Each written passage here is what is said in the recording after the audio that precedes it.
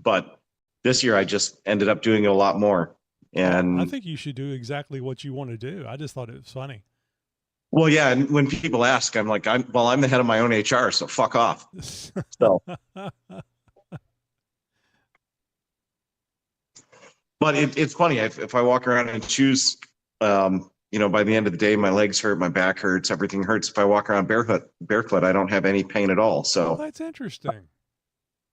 yeah, I had and I want to say it's probably close to 10, 15 years ago now. Um, I hurt my back when I was at AEV, and I used to go to the chiropractor 2, 3, 4 times a week. And I went to one random chiropractor one day just because I was in a lot of pain. And he told me, when you get home, take your shoes off, walk around the backyard, and just walk around barefoot. And he said, for a little bit of time, it'll suck because your feet will hurt. And so I did it.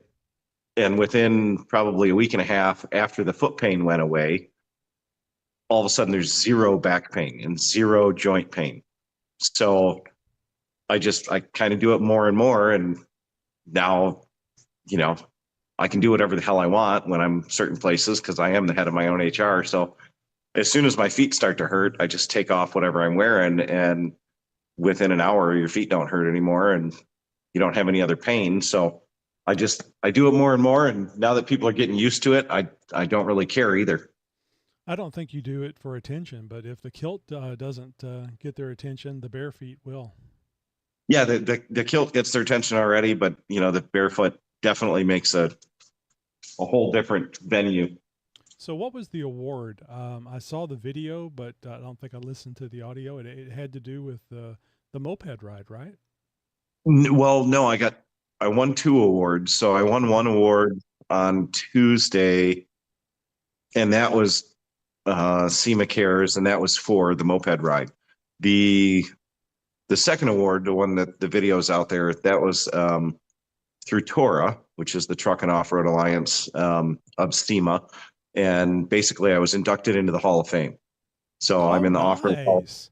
Yeah, so So, I'm in the so off road Chris hall and of Fame. oh damn, I'm forgetting his name.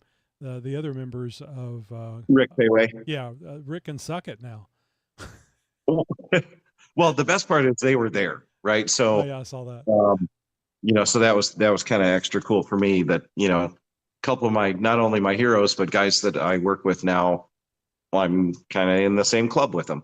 So it was pretty cool. And I didn't know what was going to happen. I didn't like, I knew about the first one, but I didn't know that I was being inducted into the Hall of Fame. Nobody told me. They kept it a pretty good secret. In fact, Kim Pendergast, who's a very close friend of mine, who's a board member and also in charge of SEMA, nobody told her. Oh I asked her. wow, loose I was like, lips apparently. Oh yeah, no, yeah, they all knew that she was, so she'd have told them. Yeah. right. They all knew that she would have told me, so they kept it from her too. Yeah, that was pretty That's cool to great. be there That's for that. wonderful. Yeah. I And know then it means a today, lot to you because you actually pointed it out to me about I believe it was Rick or Chris being in the Hall of Fame. And if I'm a Jeep guy, why don't I know that? I believe is how the conversation went. right. And then That's today I got today's my birthday, and we just came back from dinner, and I got these. Oh, pretty. So it's easy. a like, I love challenge coins, right? I have a bunch of little challenge coins, and this is a cool one that somebody on this show had made for me at SEMA this year, and I got them today on my birthday. So now Ha- it's in my pocket already. Happy birthday. So what's it feel like being 30? 48. 48. I got 2 more years, and then I'm officially old as fuck. Chris called me today, and he said it was your birthday. So I don't know why. I'd be a little nervous why Chris is keeping up with your birthday, but he mentioned to me that it was your birthday, and You probably just saw it on Facebook because I've got like oh 400 yeah, things on Facebook already. yeah, that makes sense. Well, really, really cool. Was there anything that happened at SEMA that was? Oh, and by the way, I don't know if you were here when I announced this. We're not doing an actual episode with the roundtable anymore that we're publishing, but I am recording and then putting it up on YouTube Live. I actually broadcast it live later, so that way nobody can be bad and get my channel banned. So we are recording, and as long as you don't have a problem with it, I wanted to talk to you about this so we could put it up and people could get the information for you being at SEMA. So that might govern some of the stuff that you talk about. Yeah, no, I'm cognizant of it. It doesn't bother me at all. It doesn't, but I want to make sure you're aware of it. Right. Yeah. So anyway, was there anything fun or interesting or gossipy at SEMA this year? Well, there's always fun and gossipy stuff that happens at SEMA, Yeah, right? but a story to tell is what I'm talking about. I don't know. The best gossipy story I could tell, I shouldn't tell, so I won't. Oh yeah. But no, it was good. Like throughout the whole week, I think Tuesday night's the Catskin party, which is always good. That's in the Elvis Presley suite. That was always that was fun. That I just enjoy the hell out of that. Yeah, that's a really good one with some really high end players, and it's cool that you're in Elvis's house. And as far as I know, only one person passed the fuck out and knocked shit over. But it's as much free alcohol as you can drink, so people who don't monitor themselves end up having a rough time. But Tuesday what? I was gonna say we did hit Fremont Street. Fremont Street. I mean, that was and someone. Yeah. Yeah, we did. We walked Fremont Street the one night, and it wasn't. I mean, Fremont Street's usually really good, especially on Halloween. But Halloween was a few days before SEMA this year. Oh, I'm sure they start partying Halloween days before Halloween. Yeah, and then what else was really cool?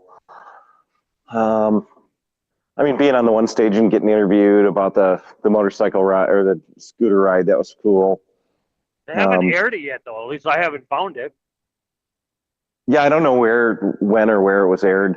Yeah, I kind of sucked it. It would have been cool to find that and post it.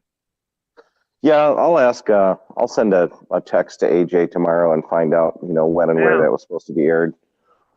And then, congratulations on the Hall of Fame situation. Yeah, getting the Hall of Fame, that was definitely pretty cool. Awesome. Oh, and by the way, and I then, have no problem with Chris or Payway. I just think it's funny, about them sucking it now because they can't hold that over you. Not that they do, but no, they never have. Yeah. But and then, I mean, all in all, it was a good week. I did what I normally do. I spent a lot less time near a booth. I spent more time, rummaging around and dealing with people and, trying to kiss a lot of babies and shake a lot of hands. He's like a fart in a mitten. If you don't catch him, he's gone. So did you see the Instagram post? Probably not because you don't do social media. But Tom Woods Drive Shaft put up a Instagram post, and I think they were they had a picture of a drive shaft that wasn't fully connected, and I think they made a comment about it being the Bluetooth drive shafts at SEMA. Oh, there was. I thought it was hilarious. Yeah, there's I'm trying to remember the drive shaft company, but somebody made one of the drive shaft companies, and I forget which one it was, but it wasn't Tom Woods. They made a whole. Adams? No, it wasn't J.E. Reel or Adams. It was a drive shaft company that does more carbon fiber and more race car stuff. Oh, gee. But they walked around and they had pictures and video of probably at least 20 of the bro trucks that were missing drive shafts. Oh, that's so cool. and they did a whole thing with the sad Sarah McLachlan song in the background, and at the end they're like, and for only a few dollars a day you can sponsor all of these idiots with these trucks, and it was really comical. If I find it, I'll tag you in it if I see it again. I know Ed, if you go on what is it, Instagram, Ed is Vet Lab. He was one of the scooter riders with us. I know he tagged it on his Instagram. I don't know if he put it on a story or what, but that's where I saw it, and it made me laugh. I know that we don't just come up with stuff here that nobody else can think of, but it's cool whenever I see stuff that it's like things that we've talked about repeatedly here on the show. Was there any builds that you saw that you were really impressed with? I've got to say there was a really in Central Hall. There was a really nice fastback Mustang that it was kind of an Austin Martin Chiltern green, but they just did everything right on it. I think I have a picture of it somewhere on my phone, but it was really classy. Like, it was done very well. And then what's his name? Why can't I think of him? Dave can dig it. I've got some pictures of his little blue car when he drove it in on Saturday, and oh my God, it was a spectacular car. I mean, it stopped me dead in my tracks. And apparently they're building them almost like a kit. So they're building a certain amount of them and selling them. And it really was the fit and finish and the looks of that car. Wild. Yeah, it's kind of over the top, but very well done. And that one stopped me in my tracks. What about the El Camino Vet? I know a lot of people talked about that in the videos. Well, I've seen those, I've seen that before, and I didn't see the car personally. I didn't see it up close and personal, but there was a few pretty, I mean, every year there's a few really nice builds. I can't say, and I hate to say it, I mean, even the Brute I did, right? The Brute was in the same booth as the van. So the van overshadowed it, right? The van got all the attention. But as far as Jeeps go, there wasn't a Jeep there that made me stop. Right. I mean, not even one. Just a million variations of the same thing. Well, I think you get used to it after a while too. I remember the last time I went to SEMA, I think the Gladiator had just come out, and there was a Gladiator every stinking 5 feet. And this one was a Toyota SEMA, right? Because they just came out with the new 4Runner and the new Tacoma body style. So all the coverage I was seeing was all Toyota centric. Well, there was just as many Jeeps as there always are, but the downfall is there was a couple older Jeeps that were done really well, but as far as new Jeeps, and I mean anything late 2000s and newer, nothing grabbed my attention. They were all just Jeeps with bolt-on parts and stickers, right? Nobody did anything exceptional. And that's what I look for. I look for the exceptional. When somebody breaks the mold and does something different and does it in a clean enough way where it looks good. And I didn't see any of that. Did you walk over by any of the Battle of the Builders vehicles there? Or where the Battle of the Builders vehicle, or Battle of the Builders was? No, I never even walked over there. It was a pretty sweet looking Bronco and a Blazer that was over there, an older one.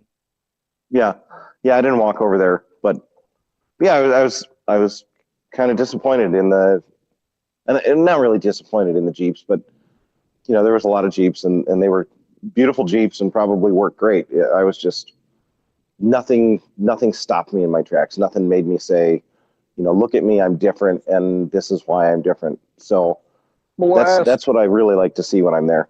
So did you see the Comanche that had I don't know what you call it. It's like a bed, a custom made bed, and had a pop-up tent.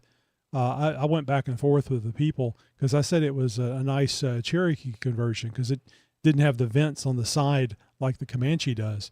And it wasn't a hostile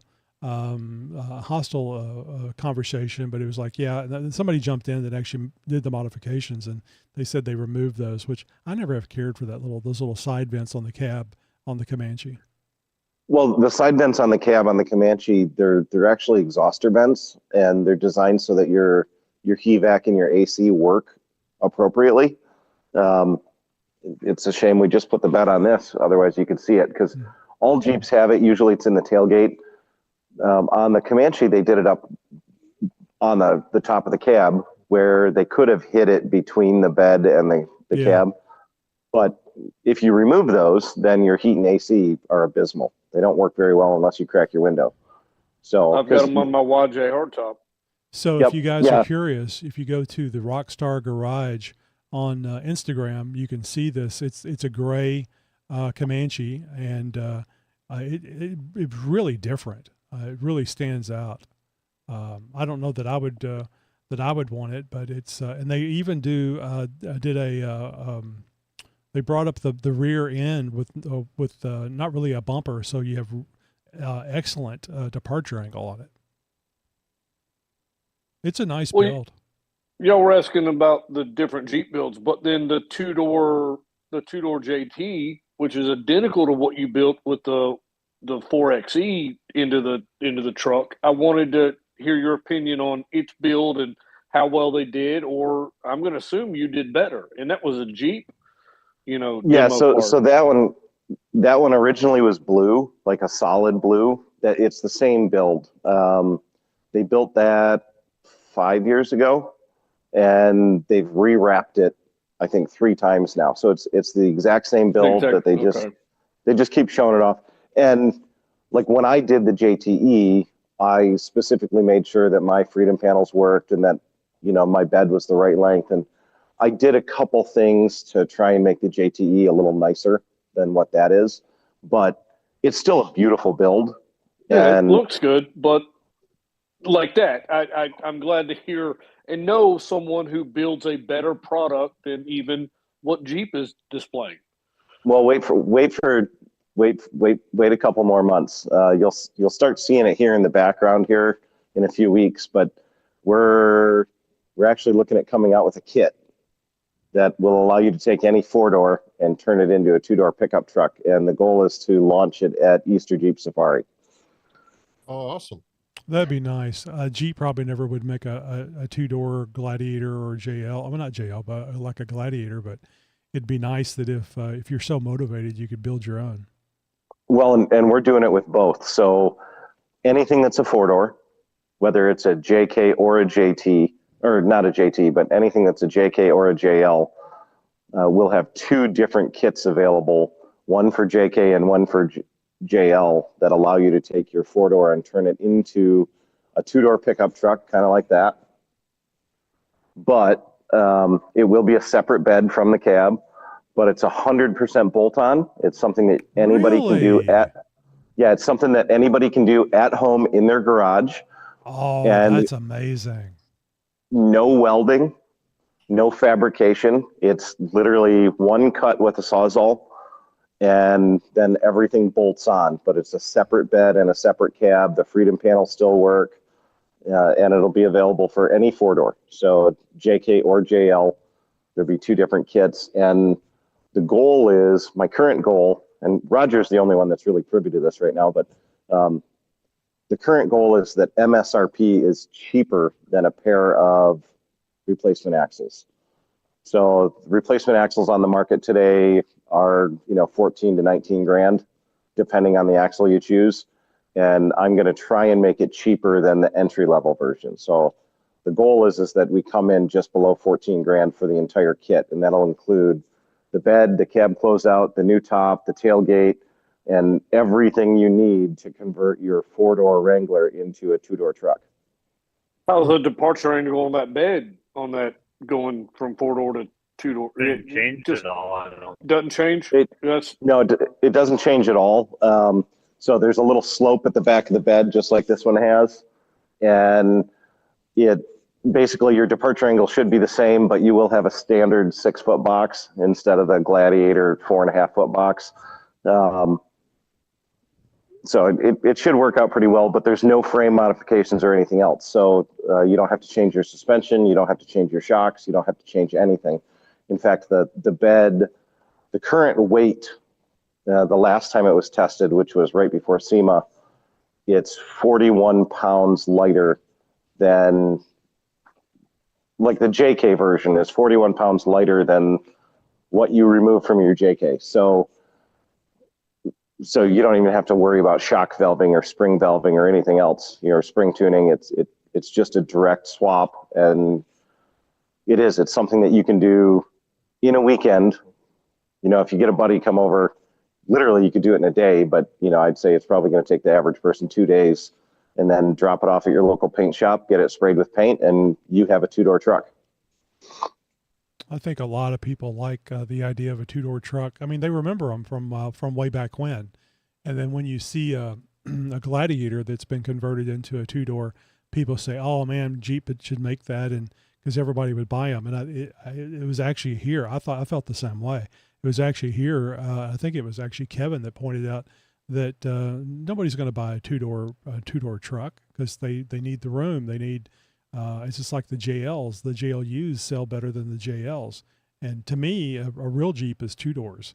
So this is great. Well, making it simple like this. I'm sure there's definitely people that like to have a two-door truck, but not enough for Jeep to make any money off of it. Well, and it's Right. going to have a full-size functioning bed. I mean, not full size, but a much more functional bed too. Yeah, I had somebody else bring up that I should do it for a Gladiator too, and be able to do an 8-foot bed, which maybe we'll look at, but first we need to get the first two done and to market. So Okay, I didn't goal is- understand that. I thought the Gladiator was included in this, but no, but you're kind of getting a No, Gladiator. I mean, if you have a JL or a JK, you're kind of turning it into a Gladiator, a two-door Gladiator. I mean, there's Yeah, not you're much turning it into- difference. yeah, you're turning it into a two-door Gladiator. Well, the difference is the bed is actually larger than a Gladiator bed, so it's an actual 6-foot bed. So you'll have a more useful bed, but only two doors. So you're losing interior storage, but it's not for everybody. It's just like this, right? The Brute, they only built, there's less than 120 of these in the world. So it's not like they sold a lot of them. Wow. The difference is the JK and the JL. There's a lot more JKs and there's a lot more JLs than they ever built in a TJ. And this kit was very labor intensive, right? Cut your frame in half, stretch your frame 24 inches, stretch the back of the frame 18 inches, do all this extra cutting and grinding and welding and oh my. And when you're all said and done, then you have, a two-door truck. The JK and the JL, because they already have the extended wheelbase, make it very, very easy to just turn it into a two-door pickup truck without changing everything. So hopefully it turns out well. And very soon you guys will all see me doing one here in the background because we have to get JK done. And then the 392 that I built a couple years ago with the Magnuson on it, that was Nick's, that went to SEMA, we're going to convert that to a two-door truck as well. So hopefully both of them. That's really going to stand out. Yeah, well, and that one's a little obnoxious because, it's over 1,000 horsepower. But the goal is to have one of each at Easter Jeep Safari and be able to finally release it to the public and talk about the pricing and actually be able to start selling kits. And hopefully, we sell a whole bunch of them. Yeah. So whenever Roger first found out about this, did he say he'd donate his Jeep for the conversion? That's up to Roger to talk about. I don't know anything. Well, I mean, Travis is just now hearing about it. So Travis is the next one that's going to jump in.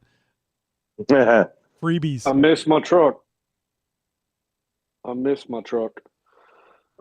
You can wait until he comes out with a YJ version. That's already been done.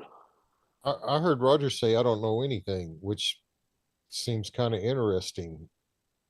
I wonder, you say this and it's like, hey, one sawzall cut. Wonder whose What keys those are are. we removing? And can it go back to the 4-door Jeep it once was? Oh, good Lord, no.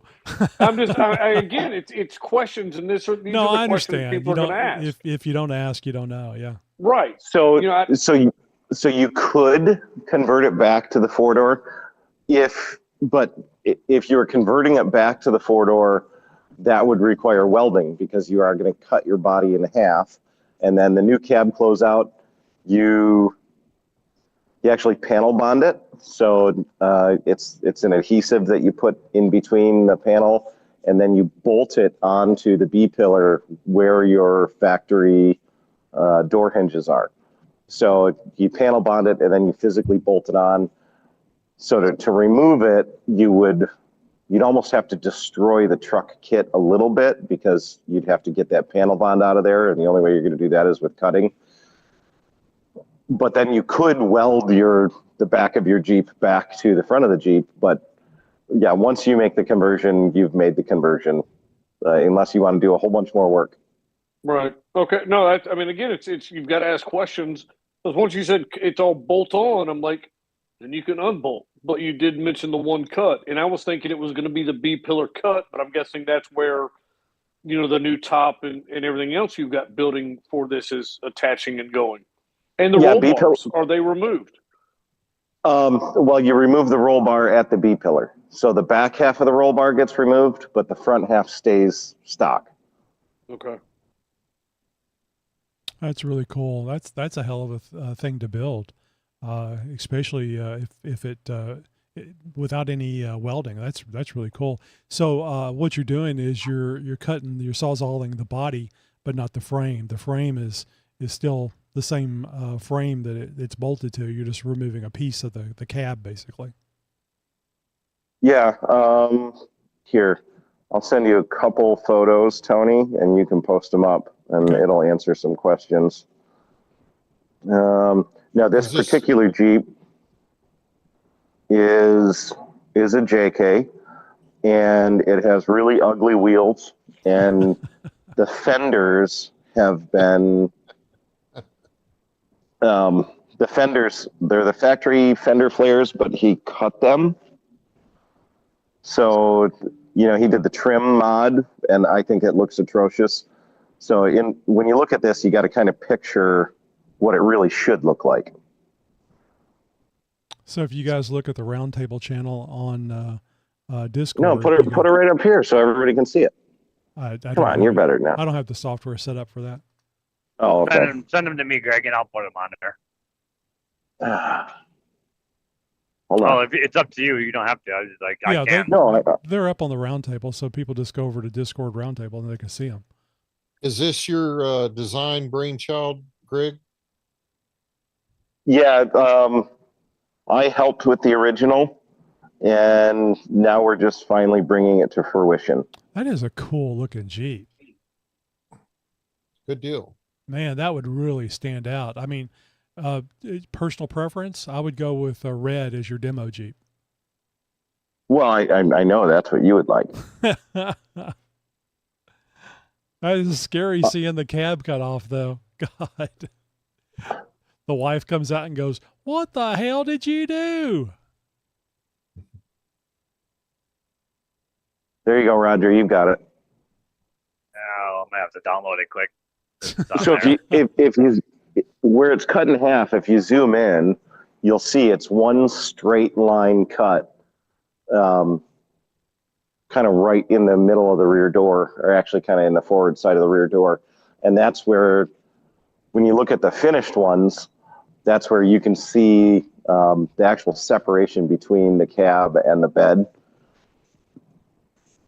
So I can well imagine if somebody is watching the YouTube live, they're getting pissed off because I want to see. So let me make some modifications here really quick so I can put this up on the stream. Well, Roger's going to share it in a second. He's downloaded it. I already got it. Yeah. Can you share it on the stream, Roger, or are you going to put it? Yeah. Oh, okay. Yeah, I just had to download them because they were Google Drive, so I had to download it first. So Greg, on the bottom part of the cab, are you filling in that part of the door that's gone? Yes. If you're doing body work over that part? No, the cab closeout actually covers it. You'll see as soon as somebody posts the pictures. Well, I was looking at the picture on Discord. That's why I was asking. I just didn't understand. So that just fits over that part. Yeah, basically you do the one straight cut across, and then the outer panel, there's, I think, 4 spot welds that you take off, and then you peel off one piece of outer panel, and then the cab closeout actually locks right in, and there's no body work needed. Okay. That is really cool. And seriously, I wish it was another color besides black because it's kind of hard to see, but it looks radically different. You know, for grins, you ought to put those vents on the back of the cab. No, the vent is in the cab closeout down low, so that it's between the bed and the... I'm just talking about the Comanche thing. What size tires is that he's got on there? That one those are 38-inch tires. Yeah, they look beefy. So it's a 4-inch AEV lift and 38-inch tires. I bet you he gets a lot of people talking to him about it, when he's going to the grocery store.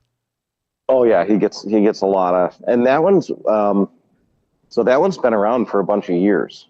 What was that, 2016, 2017, we did that.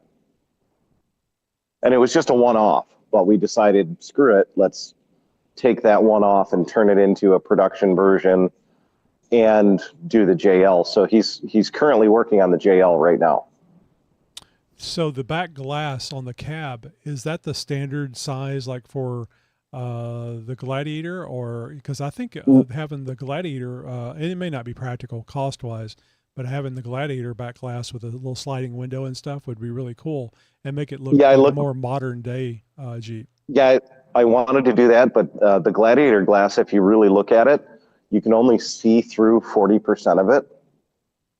Like if you go out and you really look at your Gladiator, you'll notice that there's about this much of your window that isn't even a window. Yeah. It's all behind the seat. So putting that in, it would actually limit your view. And that glass is like $1,200 on the cheap end. Yeah. Where this is just a single pane, and it costs like $120. So I'm doing the $120 one because, again, I want to keep the cost as low as possible. So it won't be a slider, but I did look at that and I tried to make it a slider. It's just not cost effective. No, I figured that would be the case, but still had because I thought it would be super cool to have a slider, a full size slider, so you can just reach your hand right back to your cooler and grab your Mountain Dew. Yeah. That's the bad thing about the two doors. I had an 83 Chevy short wheelbase truck that I loved, but boy, there was no room. And during the summertime, it was so hot on the back of my neck. I triple tinted that back window on the Chevy truck. Well, like the Toyota, what is it, the Tundra that has the entire back glass that can roll up and down. I know there's obviously no way to do that, but have removable glass like the Freedom or the One Touch roof. I hate you can't remove that glass. You can, but it's just a pain to do. I really wish glass was removable on different pieces, whether it's locked in and got a plastic casing around it and or just have it removable. No sliding window. Hey, it's got this $120 piece that's built into a locking mechanism that holds it in to where you can leave it at home if need be.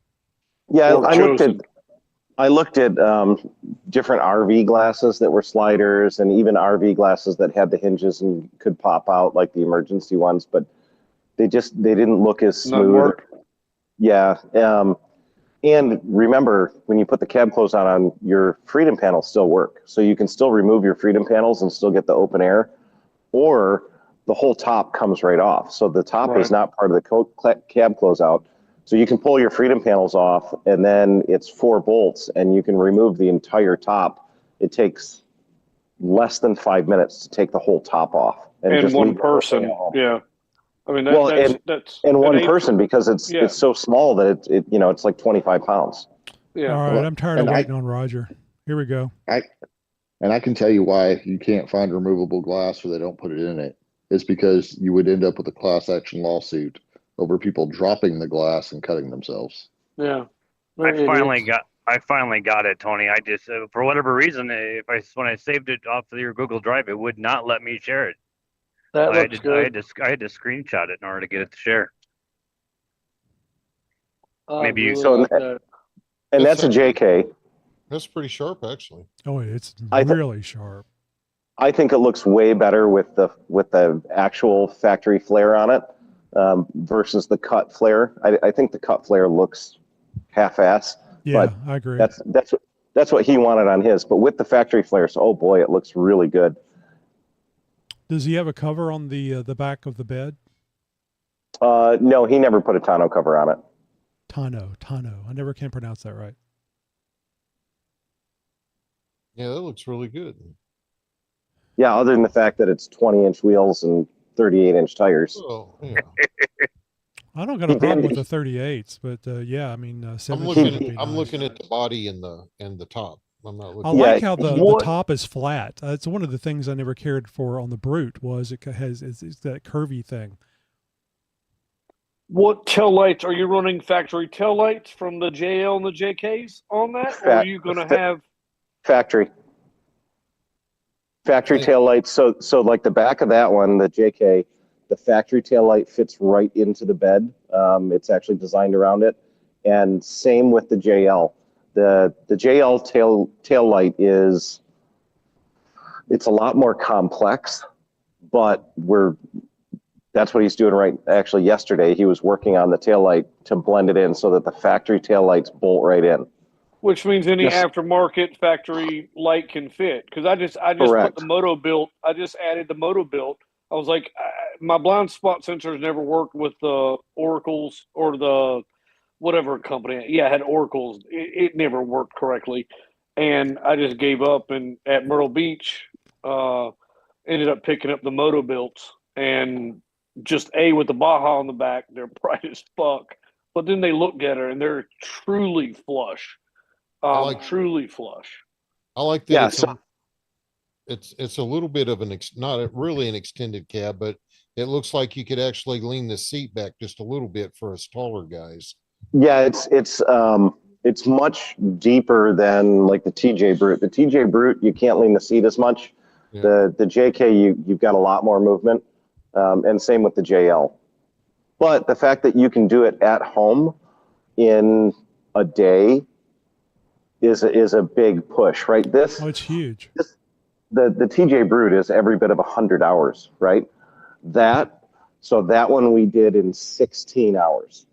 So from the time that we pulled it in the morning, cut it, and then bolted the bits on, it took 16 hours. And that was man hours. So it wasn't like 16 consecutive hours. It was 2 guys in an 8-hour day. And then it went to the paint shop. So if you had a bumper or had an aftermarket bumper, it would still work on this, right? Yeah, well, on that one, it didn't. But the one that we're developing right now, as soon as we put the first bed on, which I'll do here, there's essentially an adapter. So I have to design an adapter that goes between the frame and on the adapter. I'm going to hold on. I'm getting a phone call. I'm glad you asked that, Tony. He's getting a phone call, but that's one thing. Like, I'm looking at different bumpers. I've got a Rusty's on there now, which I love, but I'm rubbing and I want to chop it. But the more I chop, I've got to get into different frame supports on the back half of the JLU. And so I'm looking at it, but I'm like, this eliminates a lot of that. Like, you can get a small little, honestly, a small stubby, super high clearance. I mean, that bed, you truly could comp cut to put any size tires. Talking about, going up with a small lift, and the more you cut, the bigger the tire you can go. That's Yeah, I don't like the idea of not having a rear bumper. That would Hey, be, I that would be want a a rear shame to bumper. get it crushed. I gotta go do some work here real quick. Do you want me to leave the photo up or take it down before I get out of the truck? No, I'll take it down. I have it. I didn't know you could take it down. So, he has it up. It's on. Oh, I thought I was the one sharing it. All right. Yeah, no, you are, but I can take it down. Oh, okay. As long as you can take it down. I just didn't want to go inside and be gone for 20 minutes and you'd be like, well, it'd be nice if we could get rid of this for now. Well, go ahead and take it down. You're right there. It looks like the spotlight thing, the sharing thing has changed. So Yeah, I couldn't get I don't know. I think it might be because of his Google Drive. I don't know if he has something sent where it's not shareable, but I could download it to my regular photos, but it would not let me go in and edit the photos I could select, and it wouldn't let me do it. I had to screenshot it just to get it on there. Pain in my butt. Yeah, go ahead and take it down. All right, hang on a second.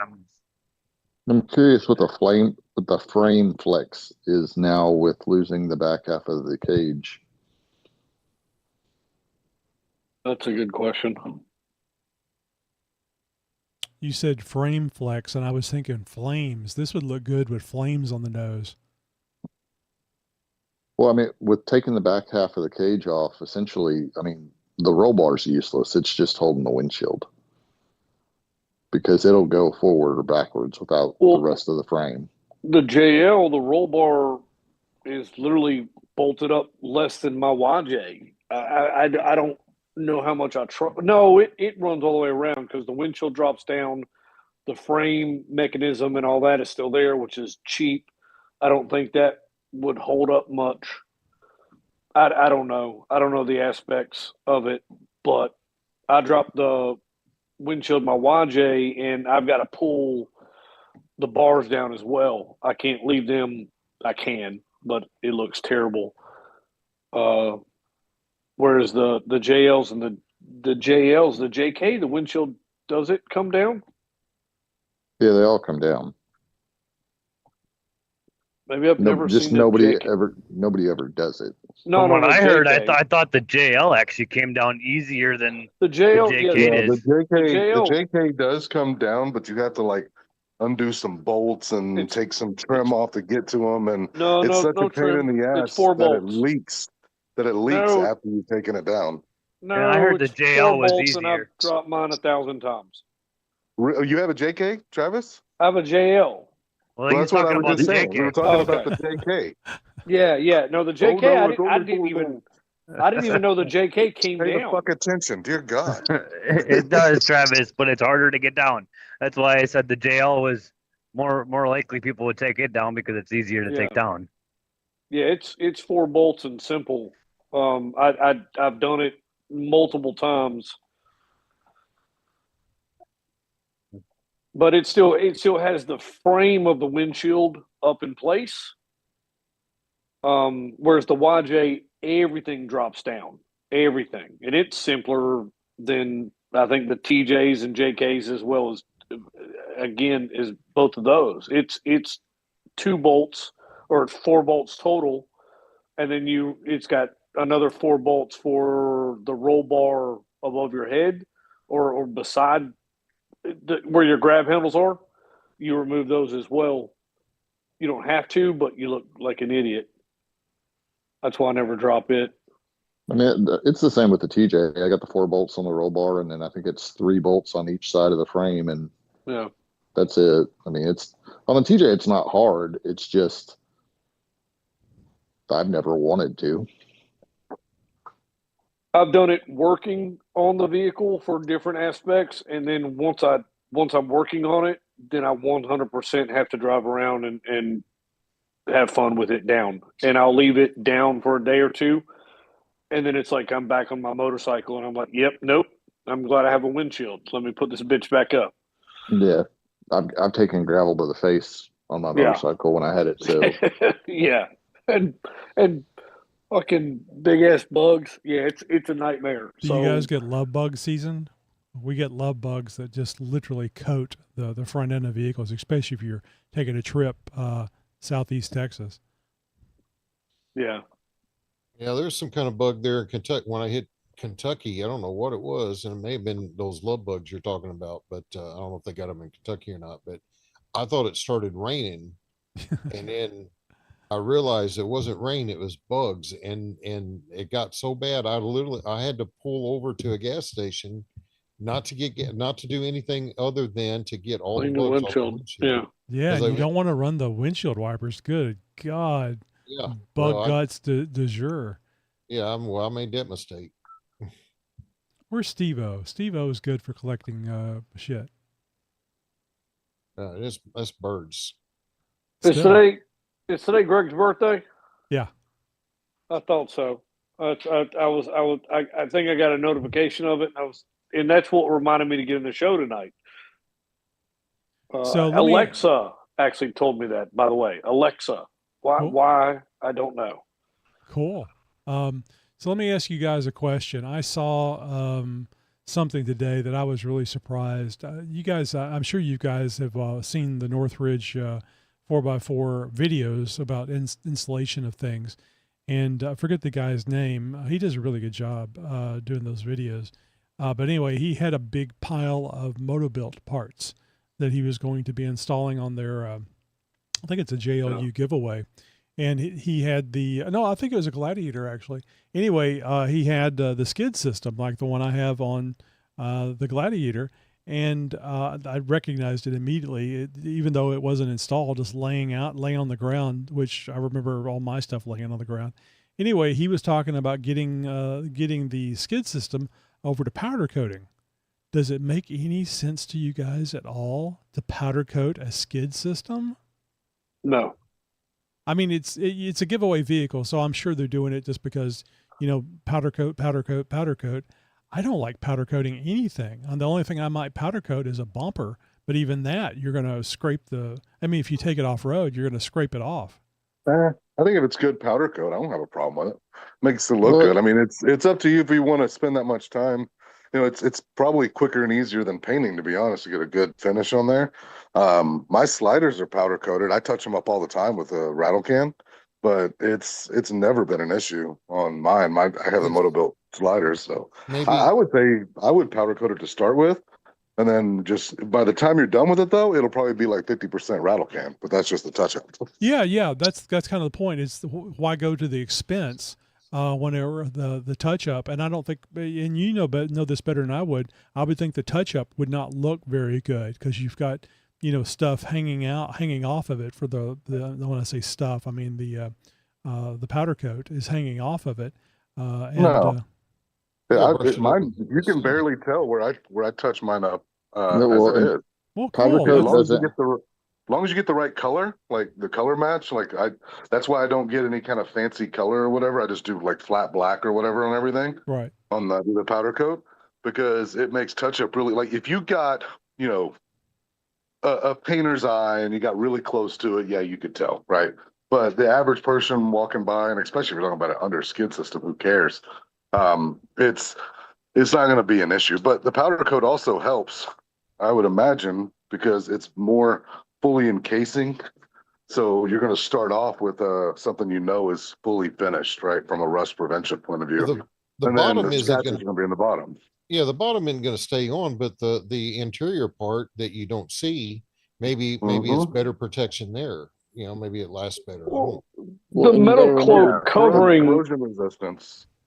well, you gotta the think too, the 95% of people aren't ever going to go off road. So the powder coat's going to fit 95% versus the 5%. No, that's true. But there's still stuff on the bottom of the road. I mean, you Yeah, don't now remember for your my average road grime and stuff, I would take powder coat over paint. Powder coat's stronger than paint. But it has to be done right, I think is the point. Well, yeah, you got to have a good powder coater, but I don't know I if it's still mean, the case. I know some of the stuff that's extreme, it comes from extreme terrain. That stuff starts rusting and coming off all by itself. Oh, so it's even some of the like extreme terrain is more like a value brand, but even the good ones like Metal Cloak, their powder coat sucks. Like I've had their powder coat on my front bumper and it was rusting pretty quick. And I live in freaking Texas, right? And it shouldn't be rusting at all. Right. So having to swap that over to there's a local place around here we use called Enigma. They do a really good job. But even the brands like Metal Cloak, which is surprising because Moto-Build normally ships all their shit bare. Like they don't normally do, powder coat or any kind of finish. They're just like, here's the steel product, right? Do what you want with it. I think the skid plate system, Moto-Built skid plate system in the gold, it does hold up very well, but I'm like, why cover it? That's a product that I spent a lot of money on. 90% of people aren't going to notice it, but when you see little gold edge or so I've got the diesel and it's got the large rear def tank. So behind me, you can clearly see the gold sticking out from, the ass end of the Jeep. And I thought about powder coating and I thought about, getting everything set up. And I'm like, no, actually, I want the other true Jeepers will see it, notice it, and be like, oh, shit, well, it's cleaned up and it looks good right now, but I guess that guy does go off road. I'm not a fan of gold by any means whatsoever. I'd rather have silver, here. black. I don't care for gold at all, but I'm going to let those gold-plated zinc, whatever the hell they are, skid plates stand out and be an eye catcher.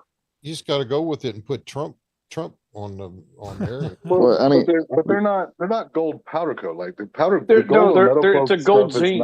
It's a gold zinc or some shit. it's a reaction. It's a coating, not really like a paint or anything like that. It's actually, because even once the gold rubs off, the metal reaction is taking place, so underneath it doesn't corrode. My control arms, my lower ones especially, there's almost no gold left on the bottom at all. It's just kind of turned to this regular steel color, but there's also no corrosion, no rust or anything like that. Right. yeah, So it's actually a metal treatment. It's not just a coating. well, and with powder coat, it's just like paint. You know, you remember back when you had, Earl Shine and Mako and all those doing paint for $200. You weren't getting a quality paint job out of those people versus, when your car's in paint jail for a year and you get it back. Well, Like, problem with powder coat is the person doing the job, because well, yeah, very few people. that's what I'm saying is it's Well, I a wasn't Mako listening. versus Sorry. a quality painter. Like, Yeah, you somebody gotta that have actually treats it, pre-treats it, etches the metal, primes it, and powder coats it. I mean, yeah, way different than somebody who just throws powder on it and calls it powder coated. yeah. I mean, we have like we at can work we powder take coat stuff. anything that'll fit in Mama's stove. That's right, as long as you can get up to 475 degrees. Well, I mean, like, so at work, we actually have stuff powder coated, and we have two powder coaters we use.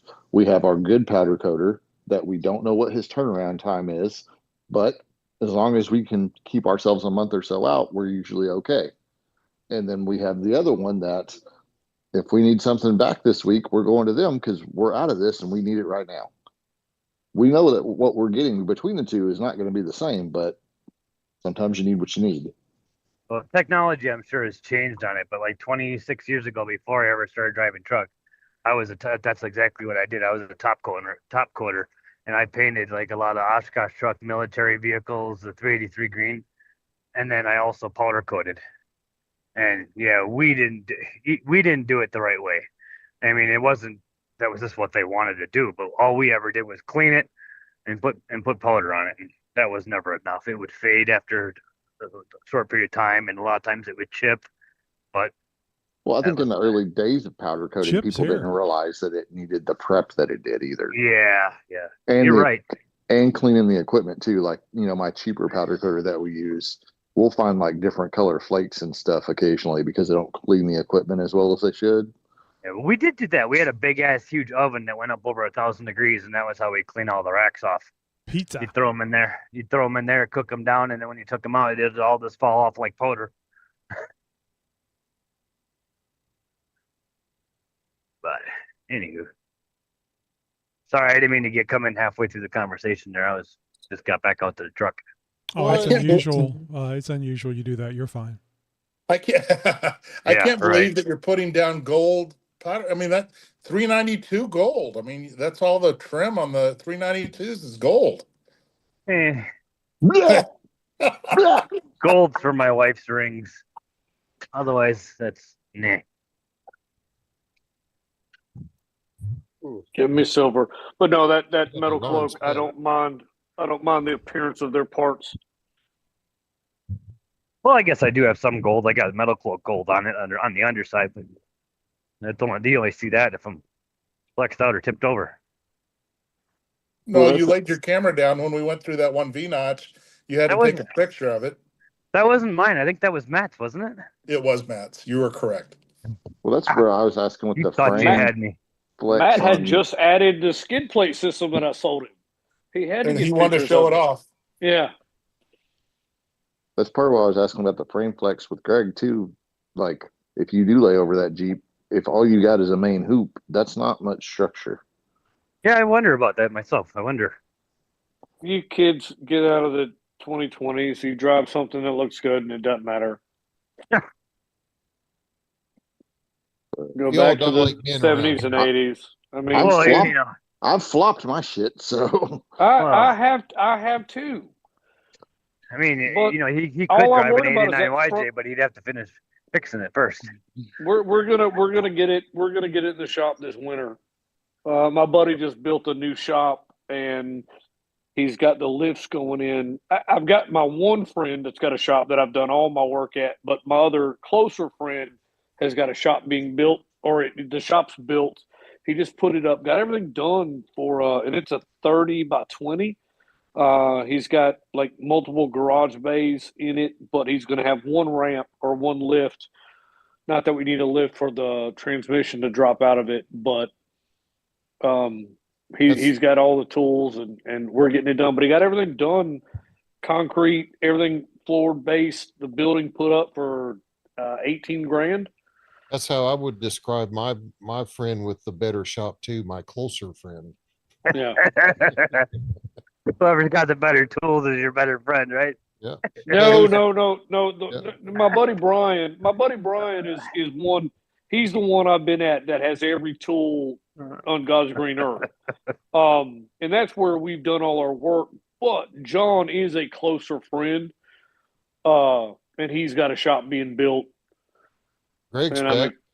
I'm excited I mean, about that. I'm assuming 18 grand's before electricity and all that, because Electricity's not put in yet. That's one Yeah. thing. 18 was the foundation, the shop, the building, the insulation. that's about right. Yeah, the electricity and all that's going in this week, and I can help run a good bit of it. I'm trying to hit up my buddy in Granger down at Texas. He's in Texas, works for Granger, and I can get all the wire, everything from him at cost. So I'm trying to make that happen.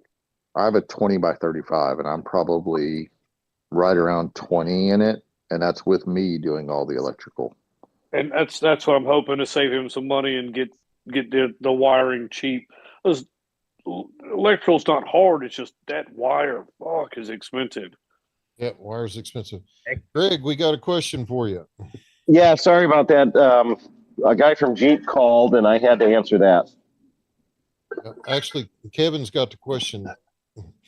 Oh, so what kind of difference in frame flex are you seeing with losing the back half of the cage? I don't know yet.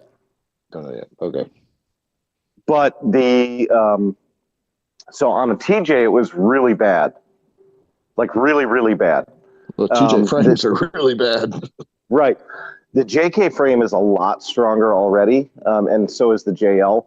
But when I do the adapter between the frame and the bed, I'm going to run it. So, and this is hard to see on this one, but I'll stand over near it and show you. So instead of just doing the adapter from here back, I'm going to tie the adapter into both of these frame mounts. So the adapter will come across the entire frame, drop down underneath and go below the cab and tie into the frame mounts that are here and here. That way it disperses the load better. So you minimize the amount of flex in the frame. And the back piece, so it'll actually be a two-piece unit. Basically, you'll have an adapter that kind of goes from here to here. And then you'll have another one that goes from here to here. And it's going to, because the back of the JK frame is essentially here. So it'll tie into where your factory bumper bolts and have an extension that moves the bumper to the rear location. And inside of that, just like the TJ Brute, I'm going to build a winch mount so that you can use a hidden winch under your bed, just like I did on the JTE or the Brutes. That way it's, because we want to add a little bit of frame at the back to protect the back of the bed, and basically move those mounting holes, the bumper mounting holes from the back of the frame back to the back of the bed. So any of your aftermarket bumpers still work with the bed should you choose to use them. But the biggest goal for me was tying that adapter up under the body too, to minimize the frame flex. So it's a lot like when you put frame rail connectors on a unibody type vehicle. Yes. Okay. Yep. Just because with the Brute, we knew that it was an issue. Mm-hmm. Right. And they never really corrected it. And I don't know if you remember when I was doing this frame, I spent a lot of attention making sure that frame was way stronger than it ever, came out of the factory. But with my kit, I want to do the same thing. I want to make sure that you're not limiting any of that because, and it's not just the cage, but the unit body itself, you're cutting the unit body in half and the frame picks up some of its structural integrity from that. And another one that I'm doing on the brutes, all the TJ brutes, they use the factory body mount, the rubber isolated body mount. I'm not going to do that because most beds out there do not have a rubber isolator behind them. So my adapter it'll attach where the factory body mounts go, but we're actually going to eliminate the body mount so that it's not sitting. So the bed is not sitting on rubber. I want the bed direct mounted to my adapter and the adapter direct mounted to the frame. And that will also take away some of that frame flex because now it's not sitting on rubber that can flex 5/8 of an inch. Gotcha. Does the tailgate drop down or open? Drop down. It's a normal pickup bed tailgate. Good. So, and I cheaped out on the latches. So instead of making integrated latch, that's, one opener, there will be a latch on either side that you open to then drop the tailgate. I like that on the Brute. Well, it's another way to keep the cost down. So I'm not going to use the same latches that are on the Brute. I'm going to do, they'll be stainless, but they won't be that latch. They're actually going to have a little bit more engagement. And I am going to do, if you think of like an old J20, they had the picture frame tailgate where the center of it was kind of recessed in a little bit. And I thought about doing Jeep in the tailgate, and I thought about doing Comanche in the tailgate, but I'm just going to put my logo on it. So it's just going to be the unofficial use only on the tailgate. Well, as someone who's broken 14 different tailgate handles, I'm okay with just latches on each side. Yeah. In 30 years, yeah, and they'll basically bench. be like stainless steel slide latches. So you slide them out and get full engagement, and then to open it, you pull them in and then drop the tailgates. That way, there's, I want a good solid inch of engagement because the Brutes have like a 1/4 inch of engagement, and with the flex, sometimes they open, and I just think it looks dumb. I'd rather have a very simple latch that just engages and disengages, at will. I don't want just a pull handle in the middle because it adds complexity, it adds cost. I'd rather keep it cheaper and make it robust so that, you can beat the shit out of it. All right, now I have my Greg question. I mentioned I was talking to Chris earlier today, and we were talking a little bit about the AEV lift kit, 2.5 inch lift kit, I believe. Yep. And I think we talked about this. Oh, that's right. You weren't here though. So anyway, we were talking about the AEV 2.5 and the Mopar 2-inch lift. And I think Chris had said that the AEV 2.5 would not work with the factory wheels, that it would rub.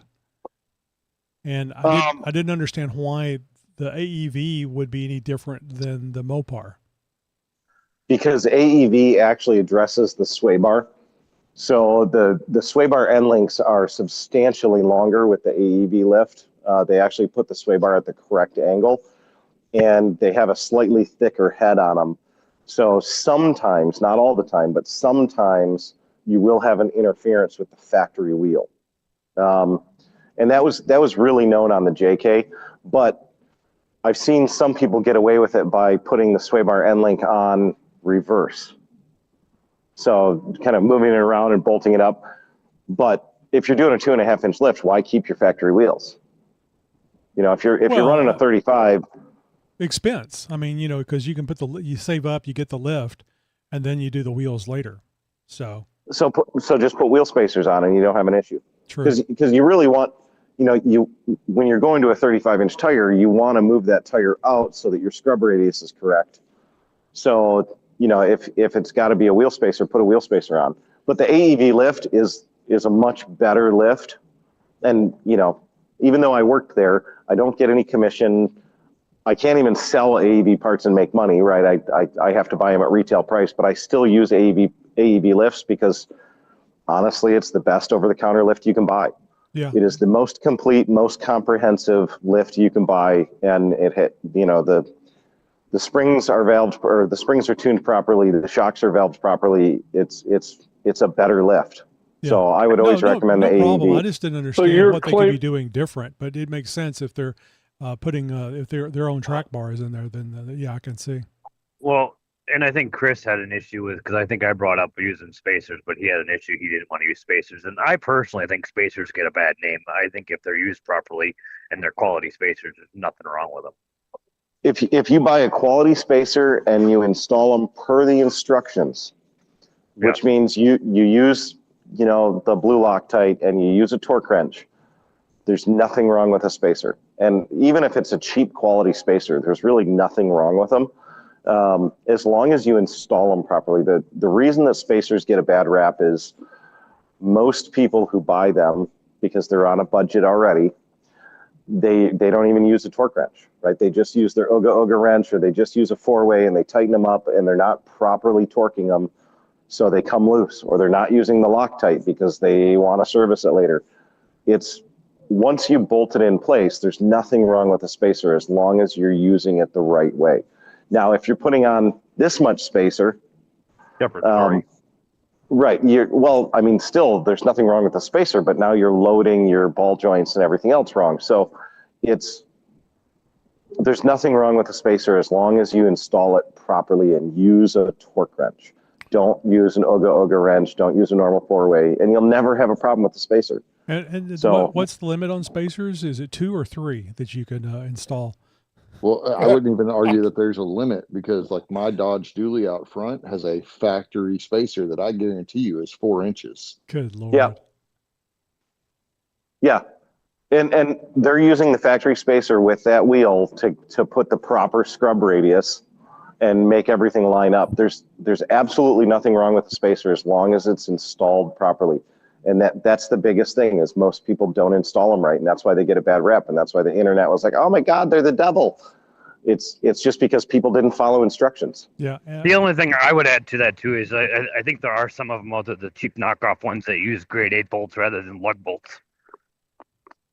Yeah, read your instructions, and if the instructions are in Chinese, get another spacer. Mm-hmm. Spider Trex, I think, is a good reputable company for spacers, and I know they actually use Spider Trex.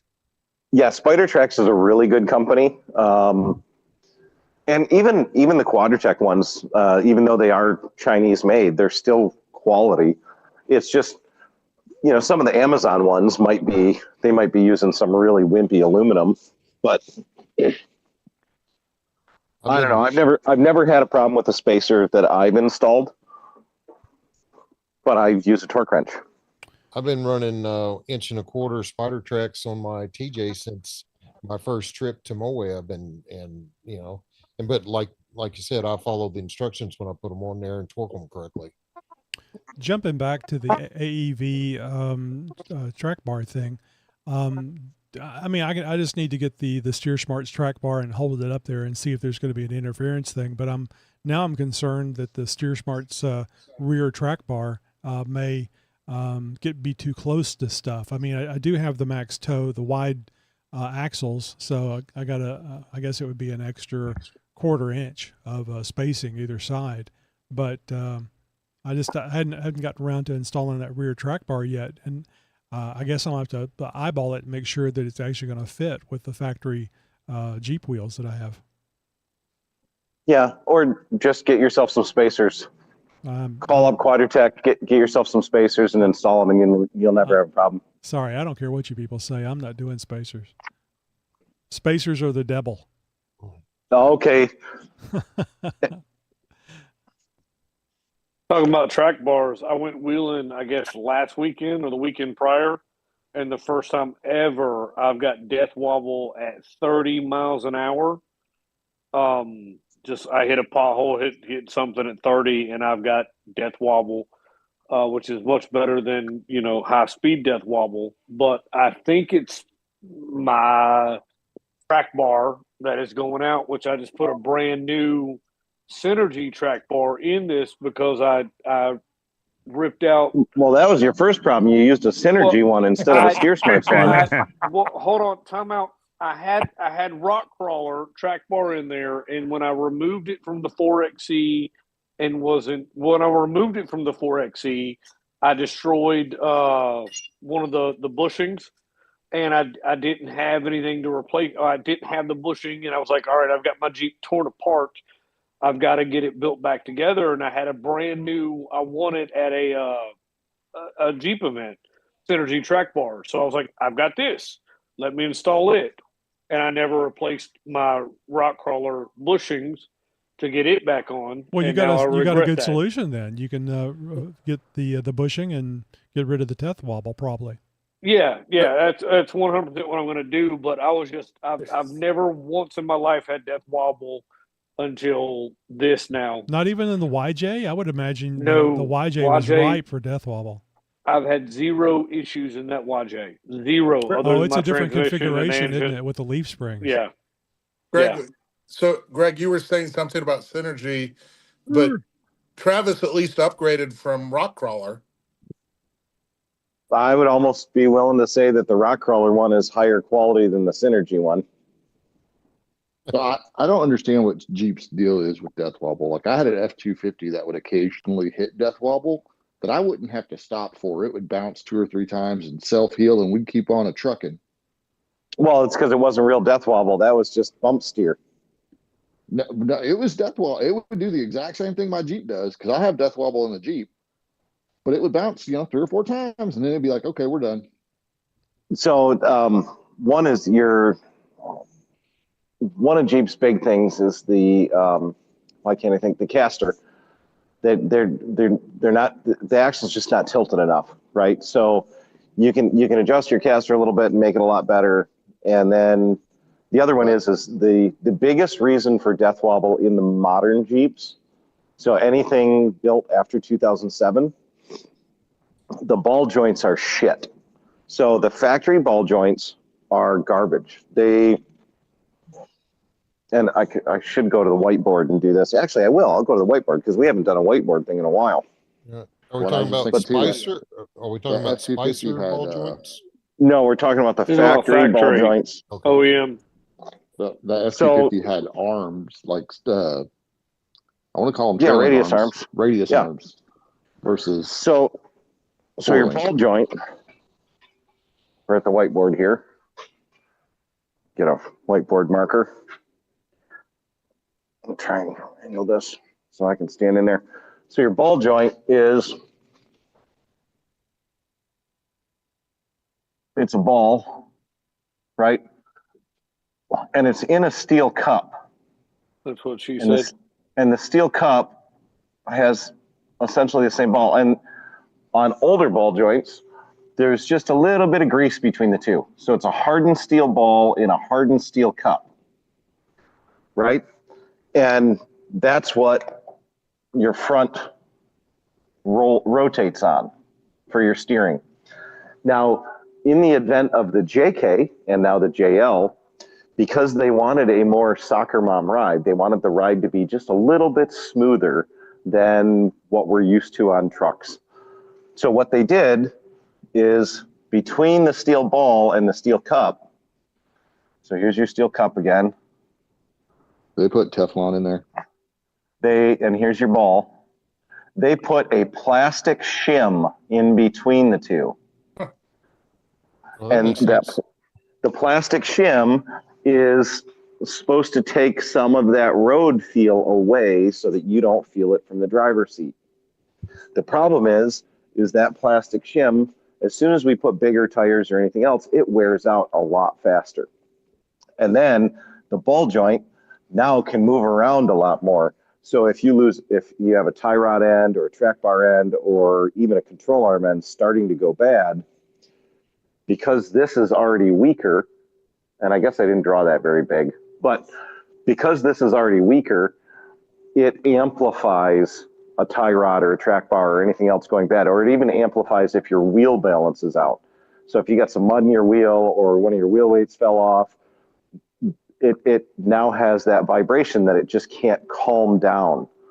So one of the best fixes is like the Terraflex ball joints. The Terraflex ball joints are the most cost-effective heavy-duty ball joints, and they're rebuildable on the vehicle, so you never have to change them again. The least cost-effective one, but it's also the best one, is the Dynatrac. The Dynatrac ball joints they might as well be made of titanium and gold, because one, they cost as much as titanium and gold, but the other part is they just don't ever fail. So the factory ball joint from '07 through current is literally just a pile of shit. So that's one of the reasons why the more modern Jeeps go into death wobble much sooner. And the ball joint might, like if you jack up the vehicle and you put a pry bar in and you try and move it, it might not show that it's bad, you know, because it still might be tight. The problem is that plastic shim is still allowing a little bit more movement than they're used to, where the older ones didn't have that excessive movement. So that's why the modern Jeeps run into death wobble much more than the older Jeeps. While we're on the subject of ball joints, if you do have to change your ball joints and you have the ball joint press, spring for the, I think it's like 75, 85 bucks, the Jeep ball joint cups that's specifically for Jeep and whatever Mopar. Yeah, it's the Dana 44 Cup. Yeah, you definitely get those because that turned that process into, I bet I changed both my ball joints in less than 5 minutes. Yeah, Not- once you get it all apart, they're really quick. Yeah. I've never had a ball joint press that didn't bend in half. So Really? yeah, every fucking one of them. I'm trying to remember the brand name. So there's a company, and damn it, I'm sorry, I forgot the brand name, but there's a company that makes a case spreader. You know what a case spreader is? Yeah. Okay, so the case spreader that actually spreads it out so you can do your differentials. Mm-hmm. There's a company that makes a case spreader, and it's one of the most well-known American-made ones, but they also make a ball joint press. And it's really going to bother me that I can't remember their name. But it costs 5 times more than any other ball joint press you've ever bought. But I've never heard it, and it's hydraulic, right? So it's not like you're spinning a wrench. You just put it in there and go push the button, and it pushes them right out. But it's really, really good. And I just used the Harbor Freight one. It worked great. It popped them right out. yeah, the Harbor Freight one's good. The Matco one, I never damaged a Matco one, but I had a Harbor Freight one snap in half on me, and I didn't like that. I think I almost pooped my pants when that happened because that it was violent. I've had them bend enough where your screw, your driver, won't go through the other hole anymore on the press. Yeah, that I wouldn't feel comfortable with that either. Yeah. But I did. I had a Harbor Freight one. I put the impact on it and I started going, and it snapped right at the top of the C. Oh, wow. And just so the top of it went up and actually dented the fender. It was a TJ, and it dented the fender. And then I had to buy the guy a new fender, which really pissed me off. Is it a Shelley tools, Greg? No, Shelley doesn't sound like the right name. I don't use an impact on it because I like to feel it pressing it out as I'm pulling on it. But yeah, it's not an Astro. Well, it's probably pneumatic, it's probably much smarter to not use the impact wrench. But it's much faster to use it. It's way faster. Yeah, but I mean, 5 minutes versus what, 3 minutes? I mean, no, 5 minutes versus 5 seconds. Yeah, but how long does it take to replace the fender on the 5 hours plus paint. Vever? No, the Vever tools that's like Temu shit. Yeah. I see. It's an American. I see OTC. I see Astro Pneumatic. The top, no, the top one is Shelley. Maybe are they blue? Oh, I'm just looking at text. Oh. Let me look it up. You said it was hydraulic, right? Well, they have a non-hydraulic and a hydraulic version. The one that Phil had was hydraulic. The one that I have is manual. And I would look at the name on mine, but I may or may not have ground that off and welded a big plate of steel to it because I was using it to bend a frame instead of push a ball joint. Hey, when you need the tool, you need the tool. Right. There's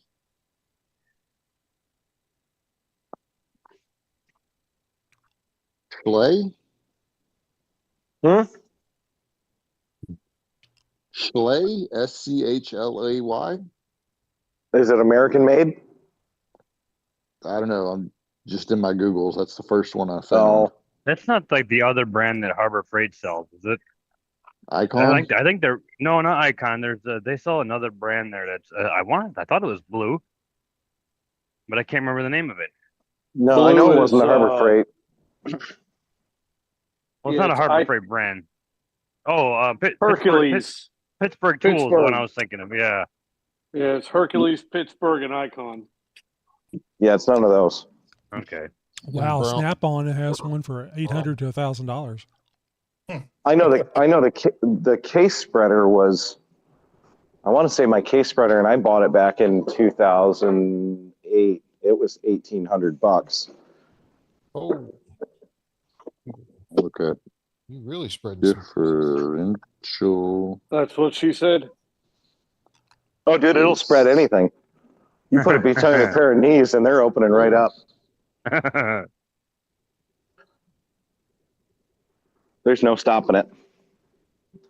See, there's East Coast Gear Supply has one. Yukon. I don't even know if they're still.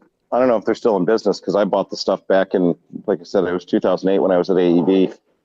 And the only reason I bought it was because Tommy C, who was the head gear guy for Jeep, told me that it was the best company to buy from, so that's what I bought. It was really expensive, though. I remember that because I knew that the Jeep I was driving at the time cost less than the case spreader I bought.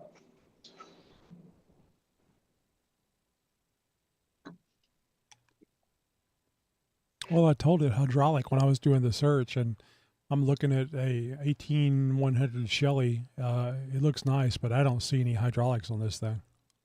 No.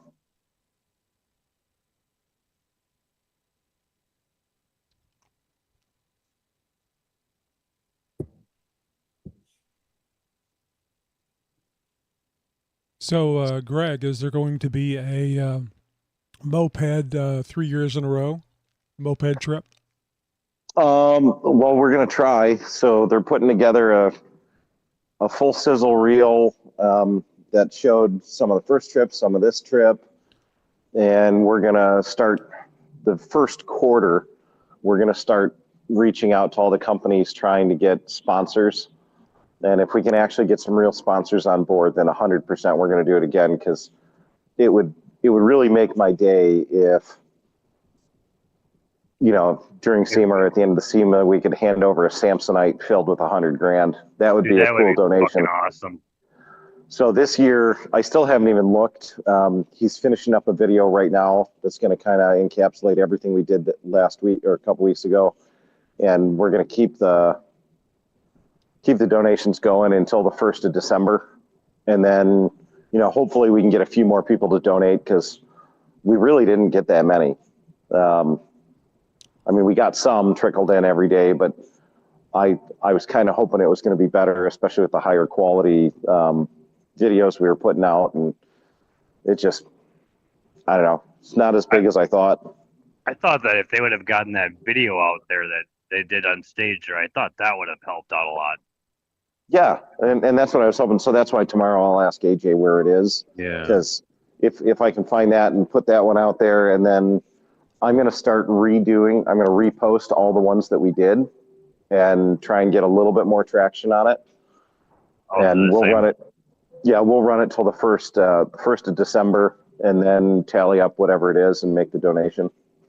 You know, we were talking earlier about cool Jeeps that you saw at SEMA. They might not have all been at SEMA. Some of them were at that military museum. Those are that was pretty cool. badass Jeeps. Yeah. Yeah. I've been there. I don't know. I think that was my 4th or 5th trip there, but it's always cool to stop because most people never stop. That was cool.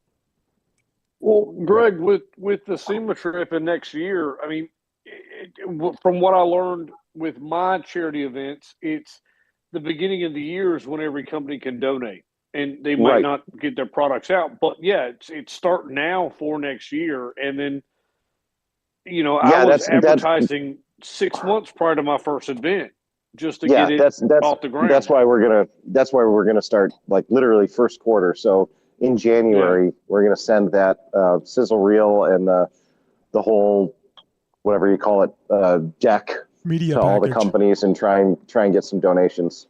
Yeah. But then the influencer route now from 16 when I started my event, the influencer route, the fact is you and your crew and everybody, well, fuck, just that your personality on camera and who you are will draw attention, whether it's good, bad, it doesn't matter. I mean, I hate saying bad will carry more traction and get you out.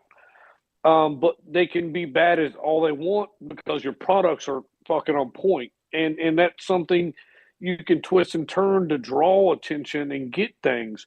Right. No matter who you are, what you do, what you build is phenomenal. What your cause is phenomenal.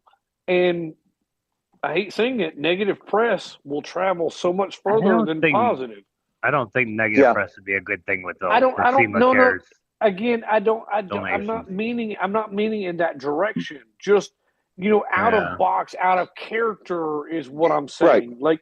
Like him in his kilt, or being off camber, or some random ass thoughts, because the reality of it is he's talking to adults in an adult atmosphere, reaching out for kids, and it's just grab them by the balls and be like, hey, look, you've got extra money, give me your shit so I can raffle it off, or do a good cause with it, or make it be productive.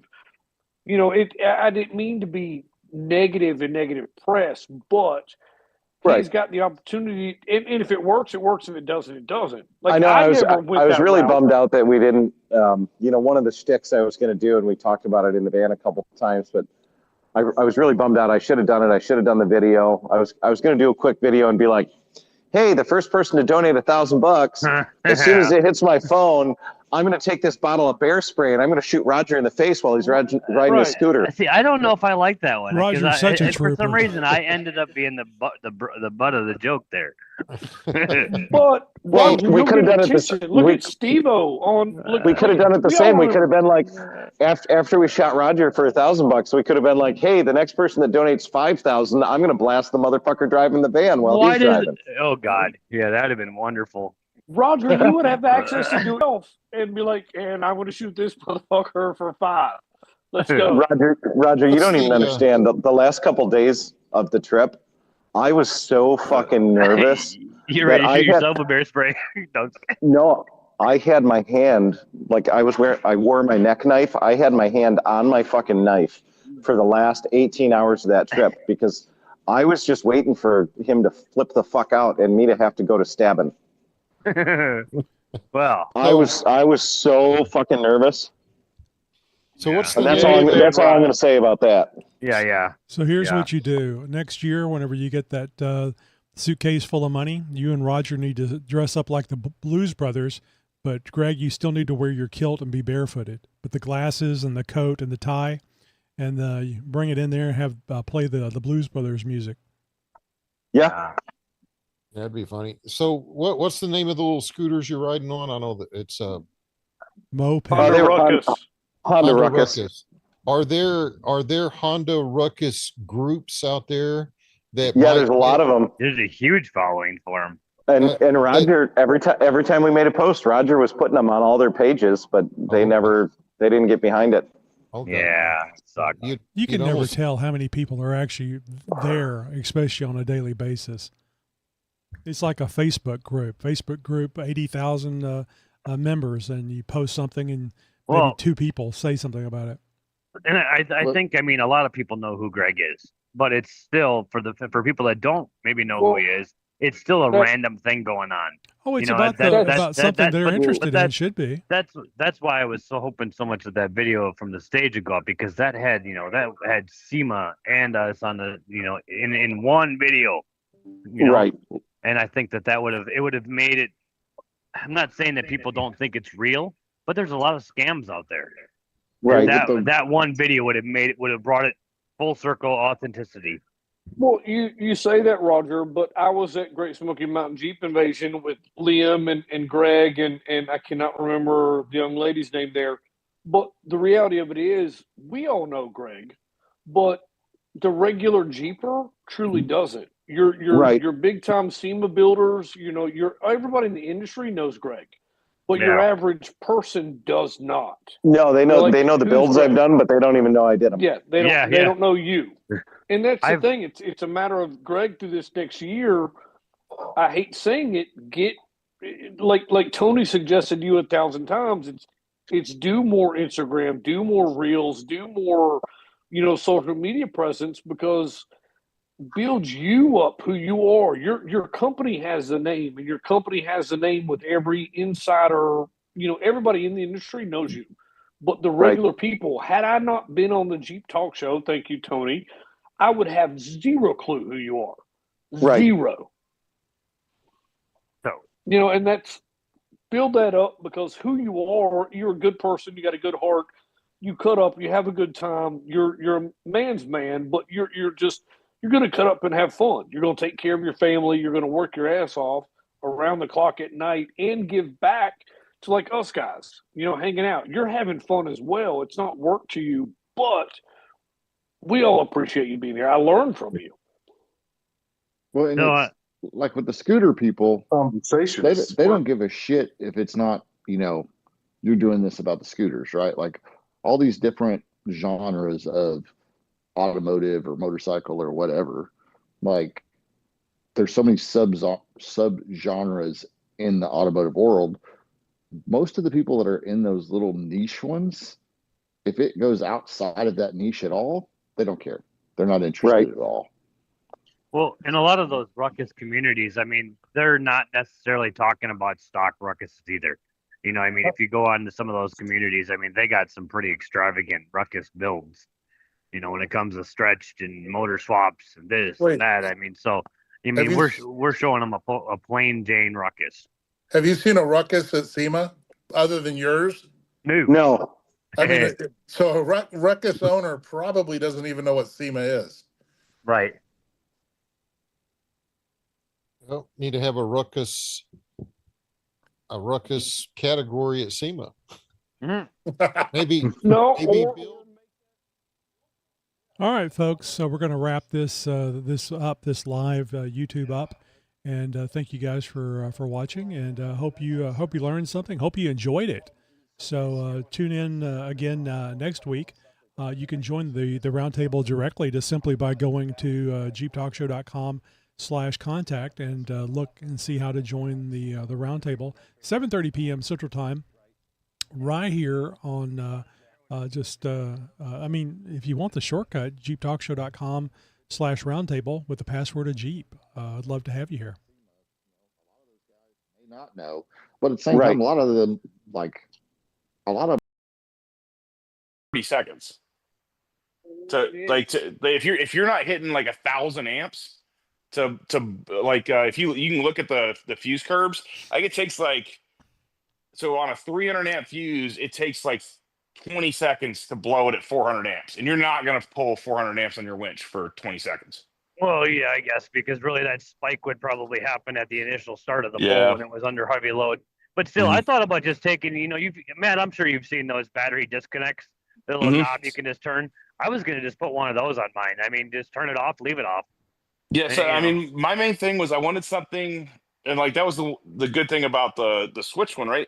But I wanted something that I didn't have to open the hood to screw with, Yeah. right? Because like you don't. What if you forget to turn it on, and then you're some crazy off camber craziness, right? Well, Where that's why I thought about open. I thought about putting it in the wheel well instead.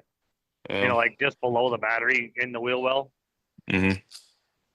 No, I think that's a great idea. I want to check on the amperage though, because I thought it was more than that. Yeah, I was concerned about the winch cable shorting out, and I've got something on there now. I actually have not a, what do you call it? Not a fuse, a breaker. I put a breaker on mine. Yeah. No, So I the take one that thing back. is It wasn't on though the winch. It was on the 12 volts that I put in the back of the Gladiator. You know how you could get a Gladiator with a 120 volt plug in the back? I didn't get that, but I ran a cable back there so I could run the air compressor and plug straight into the 12 volts. And I put a breaker on that. That's what it was. Well, and I think that the amount of amps that it can pull is the reason why, you know, Warren doesn't really ever give any winches with inline fuses. Well, that and the battery is a limitation too. So like you Really? wouldn't want to need that. 800 cold cranking amps. Yeah, but so it's self-fused at 800, right?